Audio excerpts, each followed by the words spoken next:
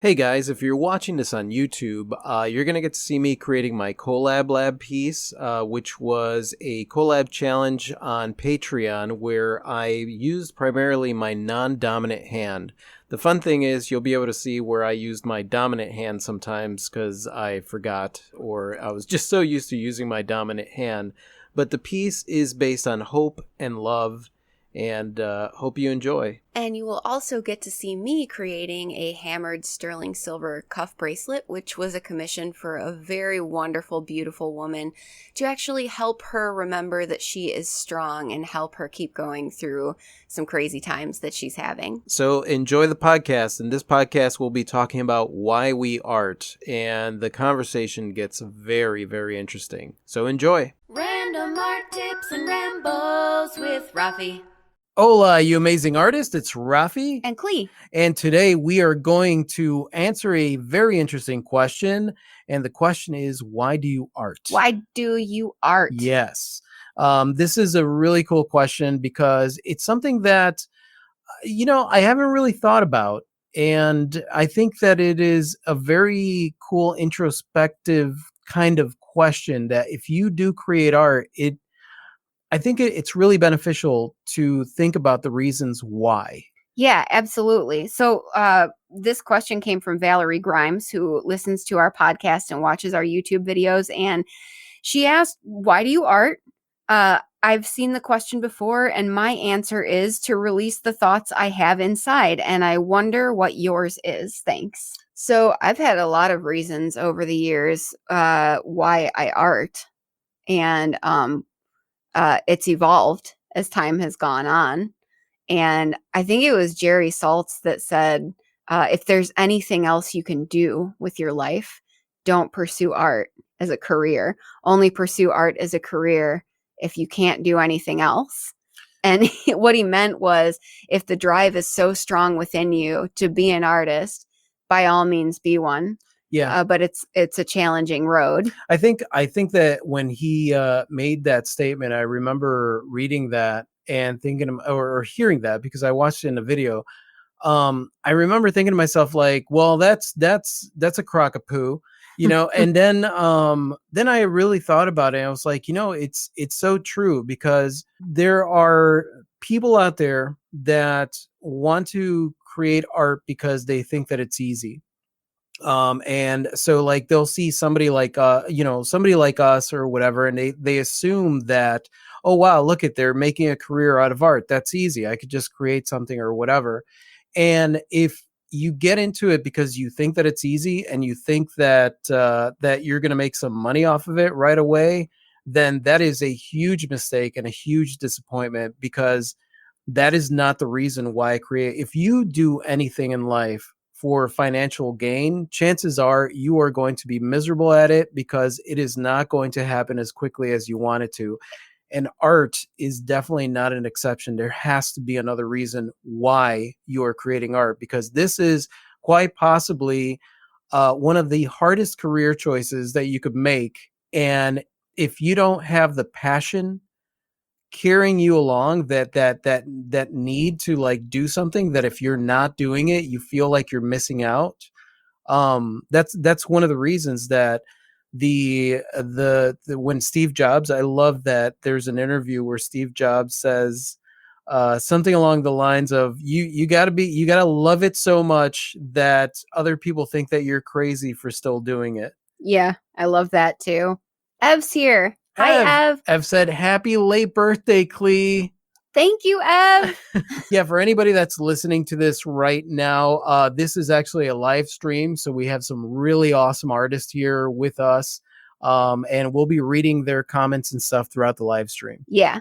So my very, very first reason for arting as a kid was, it was just what I did. Because I was an only child. Right. I was by myself a lot, and art was just my thing. Like, since before I can even have any memory of it. Right. Art and music. It's how I occupied my time. Yeah, and it was a similar thing for me. I was an only child until my brother was born, but before that, and I was a skinny little kid in a family full of very loud, rambunctious kids, and I was very quiet and reserved. So a lot of my time was spent sketching stuff in a sketchbook, playing with clay, just creating things. Yeah. And I was that kid that took apart my toys and made other toys out of them. Like, I was just weird. In fact, I was kind of a black sheep, or not a black sheep, an outcast of the family. Uncles and stuff would be like, "What's wrong with him? There's something wrong with that kid. He's too quiet." Because I wasn't like out wrestling or playing sports with the other kids. I was sketching in a sketchbook.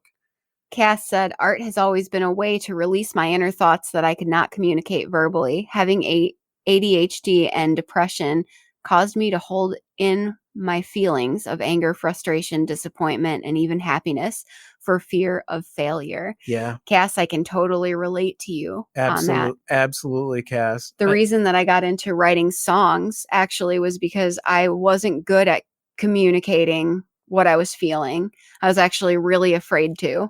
And so I would put it in song form or poetry form. When you're dealing with the plethora of emotions that we deal with as humans, especially, when you're younger and you're an only child and you're going through different things. And, like in my case, my parents didn't like each other, and my mom drank, and, there was all these like different things. And that's not new. Like, everybody has something that they had to deal with as a child.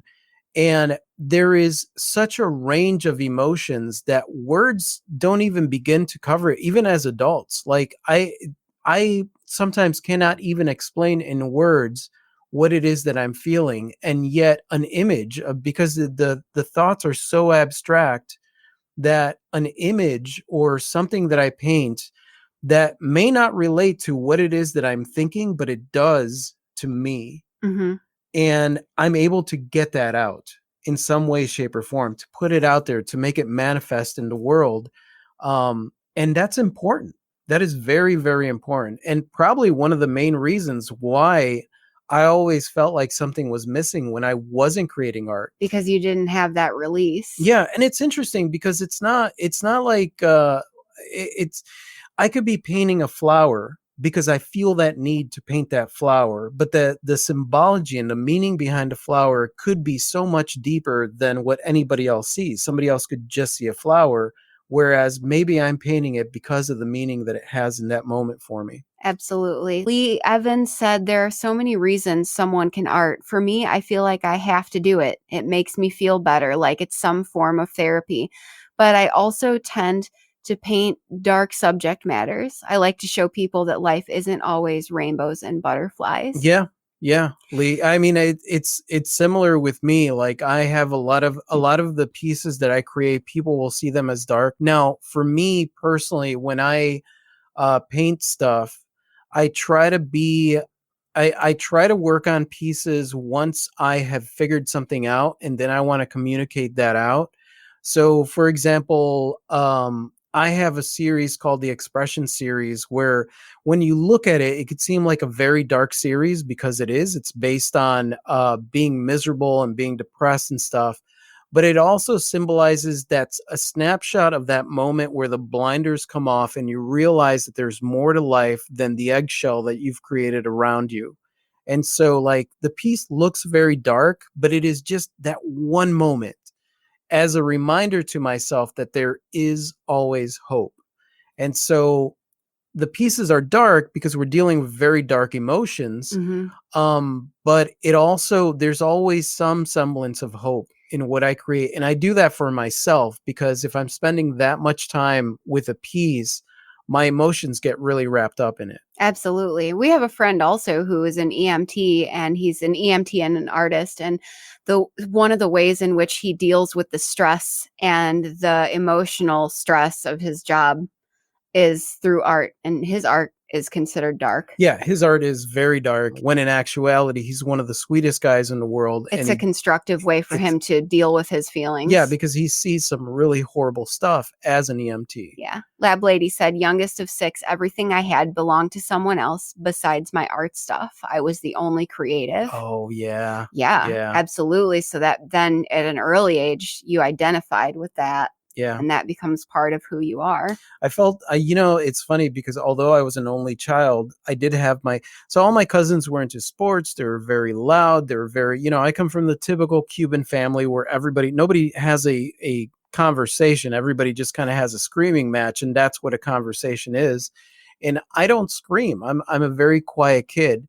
And so I remember being very protective of my art materials, and like my cousins and stuff would come over and they would play with stuff and like break stuff. And I remember one day where like I walked in the room and they had my crayons and my different like drawing stuff, and they were Mm-mm. sketching in my book. And I remember losing it, being like, you do not touch, like that was those things. My creative stuff was those were my things. Yeah. That's the do not cross line. Do not cross line. Now, also as a kid, I guess because I devoted so much time to artwork, because it was my happy place, my distraction. And my parents were young and they were very distracted with their own lives. So art was also a source of praise for me. And it was Right. a source of feeling good about myself. So I got attention and praise early on for doing art that was good. Right. So that in a situation that could be as a kid, that was a feel good place for me also to be recognized for being good at art. I Right. know that you kind of have a similar story too. With that. I do. Yeah. Lab Lady said, I rode on an ambulance back in the early 90s in Northeast Philadelphia. I don't think I could paint about what I saw. Yeah. And that's the thing. Like he creates these like little gruesome sculptures, and he does a lot of like zombie stuff and things like that. And so it works for him because he's able to go out to like those horror conventions and things like that, and that's where he sells his stuff. That's his way of being able to cope with his job. I think your motivations obviously change from childhood to adulthood. Right. But I do believe, and I think you believe also, that when we're little, all of us are creative geniuses. Oh yeah. Some people put that aside and some people don't. Yeah. But I think part of being human, if you don't let go of that side of you, is to create. Yeah. Exactly. So I think it is kind of an innate thing in all of us. I read about that in the book where they did this study, and they found that basically before you go to school, you're a creative genius. We're all kind of creative geniuses because we think divergently, right? Yeah. We haven't labeled things. We haven't associated what's good or wrong. Teachers and people haven't told us what we can't do and what we can do, and who we are and who we're not. Right.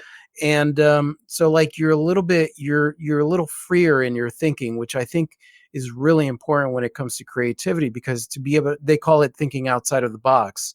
Mm-hmm. And what really, when you're going to school and when you're dealing a lot with life and society, everything is kind of inside the box, and you get used to being told what to do. And I think as a kid, when you do decide to go in that direction, in that creative direction, because that's your only option, because for some kids, it's going into sports. Definitely. And community and, and different things like that. And so I think really there is a recipe there. It doesn't mean, although that creativity gets unlearned, depending on how it is that you approach life in that time, it's definitely not something that we lose, because of the way that we internalize things, and because we're a little bit more willing to look at some of the harder parts to look at. Mm-hmm. We don't distract ourselves, because when you're creating art, you're not necessarily distracting yourself. Whereas like when you go and you watch a movie or you play a game or you do something social, it's almost like, the thing that people call extroverted, like one of the symptoms of being an extrovert is that you're out there, you're socializing, and when you are alone, you feel alone. Sure. Like you can't be with your thoughts. As artists, you spend a lot of time by yourself. It is a solitary practice, as we covered in the podcast about loneliness. Yeah, with your thoughts. So it's almost like there is, for people that have a hard time working on creative projects, it's because what they want is that socializing Mhm. and not internalizing. It's easier to just not think about those things than to actually think about those things and communicate those things out into the world for yourself. Yeah, to not only help release those feelings, but also to, like you're getting at, to actually give yourself a deeper understanding of what you might be feeling. Yeah, exactly. Lab Lady said, some of us keep it. Yes, exactly. Yes. Cass says, I was painting and drawing before I could talk, mostly on my dad's walls. He still has a few originals. Oh, I love that, That's so Cass. cool. I love that. Yes, we totally are introverts here. We are artroverts. Artroverts. That's right. And we unite. And then, so you mentioned community also. So I'm going down the chronological timeline for myself of all the various reasons that I have arted. Right. And so then in my early adult life, and I don't know that this was a conscious decision, because I don't necessarily feel like it was, but I got involved in community art and art that involved other people. So like the bands that I joined, I volunteered at a theater building sets and costumes, things of that nature. Right. And I think it was because I wanted to be around other people like me. Yes. And I didn't put that together at the time. It's just sort of how it played out. But I wanted to surround myself with more people like me. So I got involved in group arts. Right. And then that sort of perpetuated my own artistic journey. It is a very lonely thing. Yeah. You know, like I wasn't a very popular kid in school. Neither was I. Because I didn't fit into the criteria of what popularity was. Popularity was being in sports, my school was very big into sports. So like, because I wasn't on any teams or anything like that, I wasn't one of the popular kids. You have almost this underground popularity when you're an artist with the other artists that are there. Right. But something interesting about that too is that there's also a lot of competition that happens. Yeah. In some senses, it's almost like that idea of sports goes into the mentality of our little young brains in school, and we think that everything is a competition. So it was always like, you know, that's where like somebody would come up around my shoulder and look and be like, oh, that's cool. And then I'd hide whatever it was that I was drawing, because I also didn't really know how to interact with people back when I was younger. Same. And so like, it's interesting because then at one point, like my friends were the artsy kids, but then there were cliques within these artsy kid groups. Definitely. You know, which is hilarious, because now as an adult, it's almost like here in this town, it's almost like there's a clique. There's these different cliques of these artist groups, and if you're not part of that clique, then you're not considered a real artist. Yeah, and it's funny, and I do look back and laugh at us in a loving way. I laugh at my group of people who did become like family to me at the time. For the first time, I had surrounded myself with like-minded people. There were cliques within the clique. Some of us were uber intellectuals who would have all these late night philosophical conversations over coffee. And honestly, that was great. Yeah. And then, you know, some people were just making stuff. They were there, like they wanted to create, but they labeled themselves more like the grunts, just like tell me what to do. Right. And I'll do it. All these different, like you said, mini cliques within cliques. And I see it now and I'm like, well, it doesn't matter. But but it was kind of like a family unit to develop in both the negative and positive, you know? Right. So like the competitiveness and all that various stuff. It is very lonely because a lot of people out there don't understand. What was it that we were watching the other day on Netflix? We were watching The Floor is Lava. I was enjoying the show. Yeah. And there's one dude in that show that, like, you know, because that basically I'm sure all of you guys have played The Floor is Lava as a kid. Mm-hmm. And this one dude grabbed this painting that they had as a bridge, and when it fell into the lava, he screamed out, "Well, it's just art. It doesn't matter anyway. It's not important." I know, I caught that too. And like, we were both like, I know. And for some reason, I watched that like last week when the kids were here, and that stayed with me. I was like, man, why people are so stupid? Like, but at the same time, like that's kind of the consensus out there for a lot of people. that art's frivolous. Yeah, the art's frivolous because what's important to them is that they wake up in the morning, they brush their teeth, they get ready, they go to work, and then after they're done with work, they get in their car, and maybe they either go out with their friends and hang out somewhere and drink and then go home and sleep, or they just go home, they watch something on TV, they sleep, they wake up the next day, they do the same thing. They don't have what a lot of people with art, a lot of people consider it a hobby, right? It's Yeah. this thing to distract you from what's going on. And it is interesting because as an artist, when you are doing this seriously, taking this seriously, um, it's really hard to find people that are not artists that understand what it is that you're doing. Yes, agreed. And if you're not careful, then you take this thing that is the art thing and you turn it into that thing, which Right. is wake up, do the art, do whatever, take a shower, eat some dinner, go to bed, do the same art the next day. Yeah. Because you could easily fall into that Yeah, pattern. we've had to watch ourselves with that. Ev said, being involved in both university life and the arts, I find similarities in the way both types of people behave. They both enjoy their time in community, but relish their time alone. In both groups, I find it hilarious that we can go years of not seeing each other and just pick up where we left off with Yeah. those people, with with those relationships that you establish in those worlds with each other. Cass said, to this day, my in-person conversations are still very awkward. Cass, you're not alone. No, My you're not. in-person conversations are Me still too. very awkward. And some go better than others, and some I just have to walk away from and be like, I'll just do that better next time. Yeah. They basically don't ever punish yourself or look down upon yourself because your in-person conversations are not great. Just have the conversation as best you can, and then when you walk away, just think like, what could I have done better there?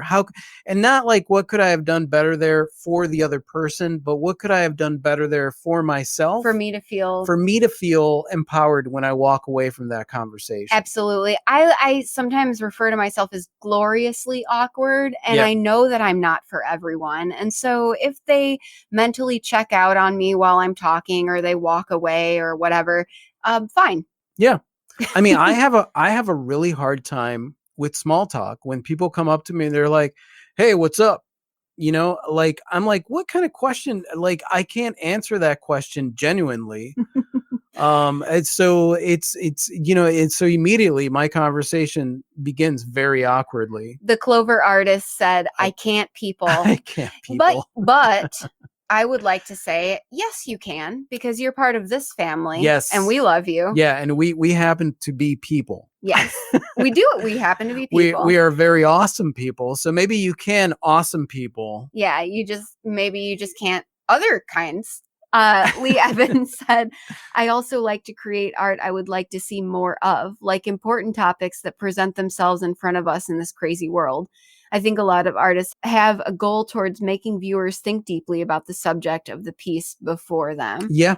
So to say something about what's going on. To say something about it. I did a piece that was going to be donated for suicide awareness, right? And when you look at the numbers of what goes on in this country when it comes to that topic, in my opinion, people aren't talking enough about their feelings. And when you're dealing with art, and whether or not you're dealing with a social topic or you're dealing with a political topic or whatever it is, essentially what you're doing is you're expressing your feelings onto the canvas. Yeah. And all of those things, whether it is depression, whether it is something that is going on in the world, whether it is how you feel about a certain subject, all of that stuff, I feel like us as artists, we are better equipped to talk about our feelings in a way that can translate to other people that are willing to look at it and investigate it for themselves. So yeah, I absolutely agree. It cracks me up when people say that feelings aren't a relevant part of any subject matter, or that this isn't about feelings. Or I'll hear someone in one breath say the feelings don't matter, and in the next breath say that they're outraged. Yeah, and again, I go back to social programming, right? Because it's like there's almost like these things that come out. That's why I'm very investigative of the stuff that comes out of my mouth, because sometimes I'll say something like even a phrase like "that's just how I am" is such a cop out. I feel like that should always be followed with Yeah. Like it is such a cop out, but it is such a standard of the way that people explain the things that they do. Yes. But and that's just typical in society. I feel like a lot of the stuff that comes out of our mouth or that people think is truth has to do more with perceptions of thoughts and ideas that people had before that have just become it's the same thing that I write about in the book when it comes to the art world, and why for a lot of artists it's absolutely terrifying to start this thing that's called an art career, because there are all these rules and the rules contradict one another. It's the same thing with a lot of the stuff in society. The rules contradict one another. And so like as artists, we tend to investigate that a little bit deeper and really really discuss our feelings. And it doesn't matter what it is, it's even when you take a commission and someone is telling you about their story and what it is that they want, um whether or not it is creating a lighthouse or something like that, that there's some kind of deep significance in there. Yes. So not only are we able to express our feelings very well, but we're able to empathize very very well with the world around us, which is why when we look around at the world and we see all this strife and stuff like that, we have to express that out there. Yes. We have to put that out there. It happens in our artwork automatically. And I have to interject something here because you touched on something so powerful for me. Commissions. Yeah. I have a love-hate relationship with commissions because they are difficult sometimes.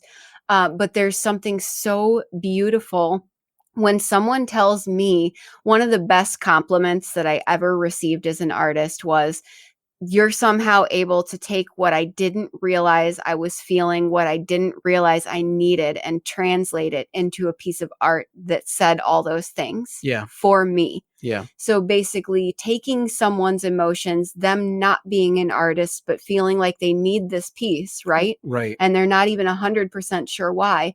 And your job is to sort of crystallize all of that into a thing that's visually or audibly represented for them, that they reached out to you for that reason. Right. And that's incredibly powerful. So there, it's tremendous to be able to do that. I mean, that's the interesting thing, like a lot of us, and I say us because me as well, will say like, okay, when it comes to big crowds, like I almost get exhausted, like, but at the same time, I could talk in front of like, it's weird. I contradict myself very, very much. When it comes to the emotional side of people, I love people, but I also love being by myself. Yeah. So it's like there's this dynamic of empathy that happens. Now I could tell you, I don't like being around people that are downers. There are people out there that like, everything in their life, they're in wah, wah, wah. And I'm like, trying to be positive. And they're like, yeah, well, that sounds good or whatever. And immediately I can't help myself because I'm very honest. And I'm like, you're depressing. I don't want to be around you. Shortly following my birthday, I'm supposed to be a grown-up. Right. And all these things have culminated into all the various reasons that I create art. Yeah. From my fascination, and I've chosen rocks and metal and music. It's one of the reasons that when somebody asks me, how long did that piece take you? I will say that piece has taken me over 40 years, because it is not just, I worked on this piece for 1 hour, or I worked on this piece for 2 hours. Everything that I create is a culmination of everything that has happened in my life and that has come before. everything that we do, everything that we've done, and everything that we've experienced, and the way that we've chosen to deal with it is why we art. And Yes. I think that that's why it's funny, because like you might think that it's an easy answer, but it is so there's so many dimensions to why it is that you create what you create. Well, of course, so the side of me that wants to tell a nerdy joke, Laura said, yes, rocks and metal. Rocks and metal. Lab Lady said, too bad we can't charge hourly for that, lol. Right? That's excellent. The nerdy joke side of me, guess this is a dad joke. Oh boy, here we go. The reason that I art is the same reason that I art, if you will. Oh my goodness. Because it's there inside of me and it needs to get out somehow. Oh. You're welcome. This show was brought to you by Beano. It's like, one part fascination with the materials I'm working with, one part my life experience, one part my absolute innate need to create, one part expressing what I can't say verbally, one part the community that we've built around that art, i.e. you guys. Yeah. Said, or Lee said, I'm so using that, Clee. Siobhan laughed at your dad joke. Yeah. I mean, because it's true. You guys are welcome to share that one. You guys do know that at some point I'm going to force Clee, or probably write with her, a Cleisms book, which is The World According to Clee. I think it's going to be amazing. Yes, please. I would like to do that, actually. That would be fun. But all these things come together and make for who you are as an artist, and why you're doing what drives you. Yeah. And it's so nerdy and deep and not deep and fun and serious and observant and self-absorbed and not self-absorbed. It is. All these things coming together. It is. It's so interesting. Cass says, sounds like a new shirt by Clee. Yeah. I would totally wear that shirt. I would. We create art for so many reasons, and a lot of times, like, I know that I'm working on a specific piece or on a certain piece, and I'm actually driven by insecurity. There are many more times where I'm driven by empowerment, or I'm driven by this, or I'm driven by that. The interesting thing is being introspective and being able to look at that and see what it is that drives you. This one of the reasons I love this question. Yeah. Because, like, I've had people, so there are people that approach me, and their one question is, how do I make this a career? Because I want to sell art, and like, I'm like, okay, well, you got to put and whatever it is that I'm going to say is not going to be enough, because they're looking for the quick fix. They're looking for the really quick, like, this is what it is. This is how you sell art. This is how you make a career. And so me telling them, like, you got to figure out your own way. The only thing I could suggest, put your stuff out there, get your stuff out there, take chances, take risks, and just keep putting your stuff out there, and understand that this is a journey, not a sprint. And please don't be on autopilot for the journey. Exactly. You're going to have to figure it out for yourself. You're going to have to think, you're going to have to innovate. You're going to have to, like, grow yourself. I got a message from somebody that follows us, Holly. She actually approached one of the restaurants, because like everything is closed down now. There's no markets.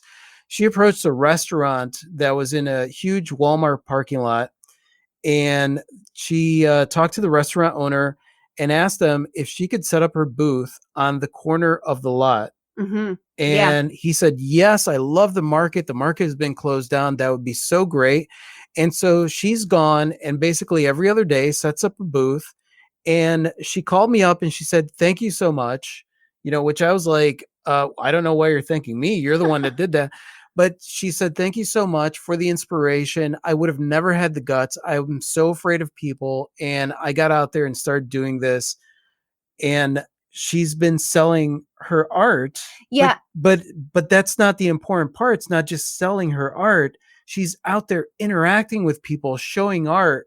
and then going back to her studio and creating more because she's excited about being out there. And showing herself that she's brave. And all this, when we met her, you were giving a lecture at an arts association. Yes. When we met her, she had yet to show any art to anyone. Right. She was terrified to show me one piece that was on her phone. And then she called you recently, and this is what she's doing, which is amazing. Yeah. And I think that's the thing too. This choice to be an artist and put yourself out there is bold and it's brave.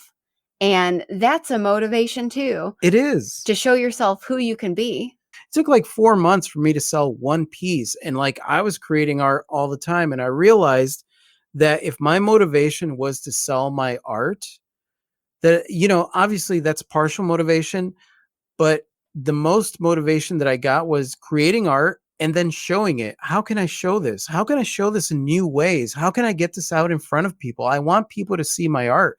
And that's what became my motivation. So just the simple act of actually showing my art was a win.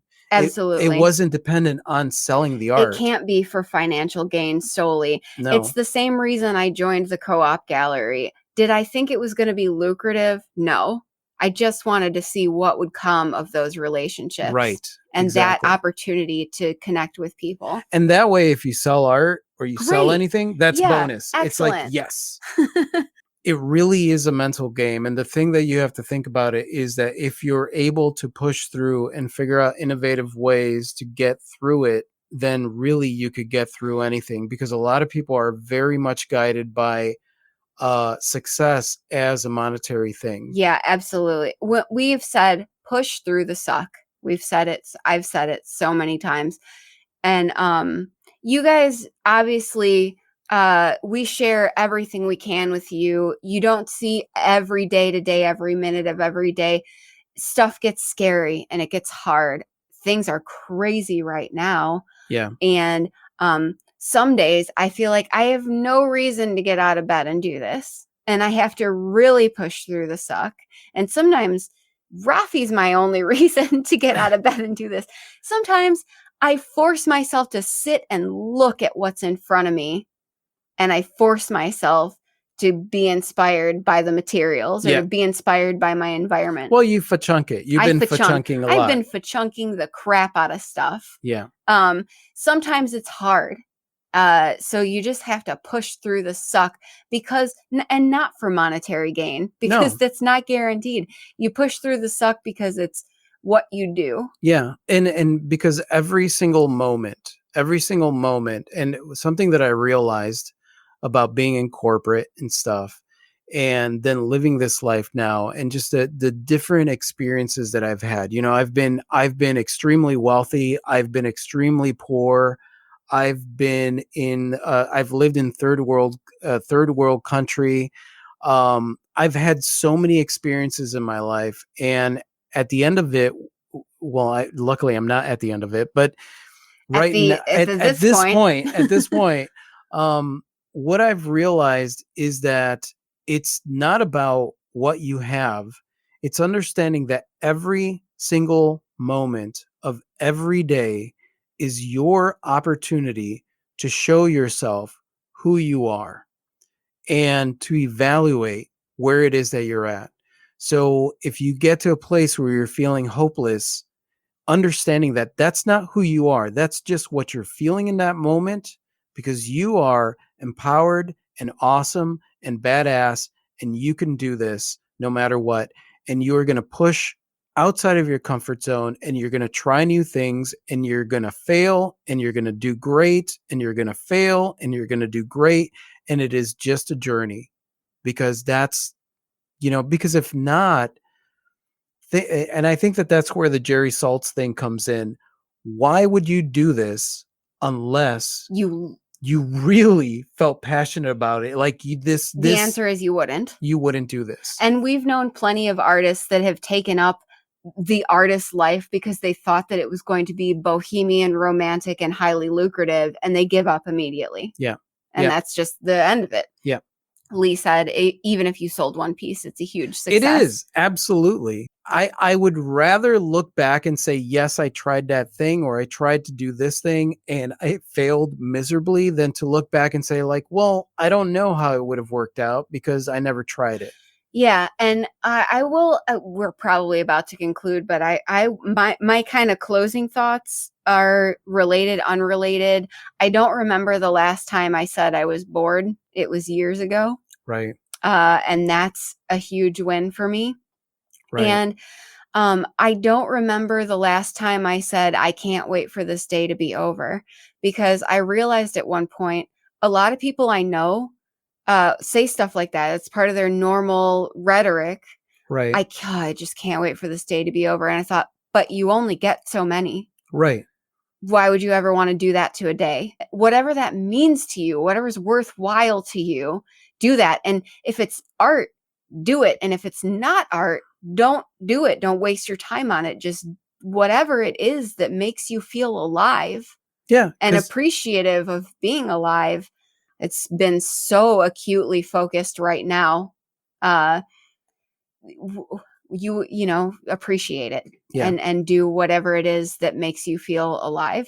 That is the answer to why I art. I think you elaborated that perfectly. Because it makes you feel alive. Because it makes me feel alive. Because when I was in corporate and I wasn't working on art, or any other time where I just, you know, if I didn't work on art, it wasn't because I couldn't work on art. It's because I was discouraged and I was hopeless, and you were going through the motions. I didn't know how to get, you know, to make it a thing. And so instead of, you know, it's almost like you feel discouraged and hopeless, and you become counterproductive to being an artist, because as an artist, you create art. That's what it means to be an artist. And then you get discouraged and you're like, I'm never going to be able to do this or whatever. And then you don't feel inspired to create art, and you don't create art. Right. And it's interesting how those emotions play out that way. Oh, you guys have been so awesome. Yeah. In sharing your experiences and reasons and internal stuff for this topic, which at first glance seems like such a simple question and isn't. It is not. And it is not. It is and it isn't. Yeah.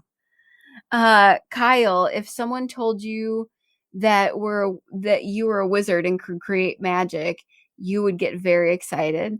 But all of you are artists and create magic that can change people's lives. Yeah. That's well said, Kyle. That is very well said. And thank you, Kyle. That goes hand in hand with something that Rafi likes to say, which was, if you were an all-powerful wizard and you could create worlds, why would you get up in the morning and be like, I'm fat? Yeah. Yeah. I'm old. Have that voice in your head that's like, fat, old, when you're looking in the mirror. Yeah. If you have that perspective, it is just a simple switch of perspective. It is easy to feel disempowered and feel like there is no way that you could achieve what it is that you want to achieve. And like understanding that like you are creating magic.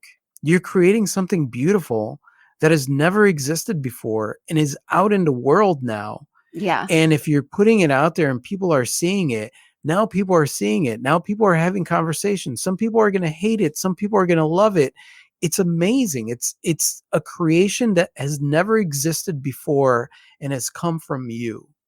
It is such a powerful thing.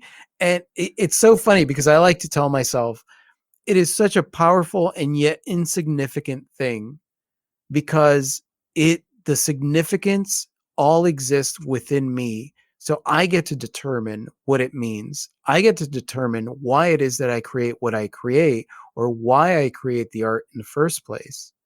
And so like that is such a personal answer and is so attached to everything, my insecurities, my empowerment, everything. And so, yeah, at the end of the day, if I were to answer this question, why do you art? I art because I have to, because I've decided that that's what I want to do. In every moment that I create something, I am showing the world who I am. And that's why I art. Word. That's what I have to say about that. I have wizard hair, says Lab Lady. Oh, me too. I've got wizard hairs too, Lab Lady. I get more powerful with everyone that comes in. Lee said, because I have to and because I can. Yes, There we go. exactly, Lee. Okay. So that was excellent. Thank you guys so much for listening. We absolutely adore you. And if you liked this and you want to listen to more like this, just click somewhere around here to subscribe, depending on where you're listening from. And that's it. Say goodbye, Rafi. Adios. Good day.